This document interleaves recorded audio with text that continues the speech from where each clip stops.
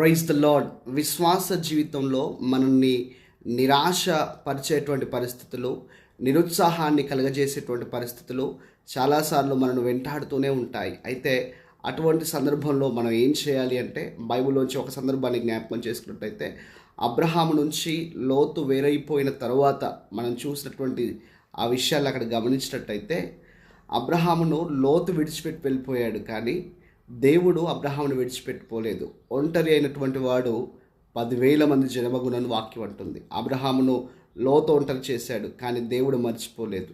Abraham కూడా తాను ఉన్నటువంటి పరిస్థితిలో కృంగిపోతూ నిరాశలో ఉన్నప్పటికీ కూడా దేవుని వైపు చూడడం మానలేదు. ఎప్పటికప్పుడు దేవుని వైపు చూస్తూ ముందుకు సాగాడు. వాక్యం అంటుంది, ఆయన వైపు చూసిన వారి ముఖములు ఎన్నడూ లజ్జింపవు. ఈరోజు బహుశా నువ్వు నిరాశలో ఉండవచ్చు, కానీ దేవుని వైపు చూడు. నీ జీవితం నీ నిరాశలోంచి ఒక గొప్ప ఉత్సాహ స్థితిని ఆయన తీసుకుని వస్తాడు. ఆమేన్.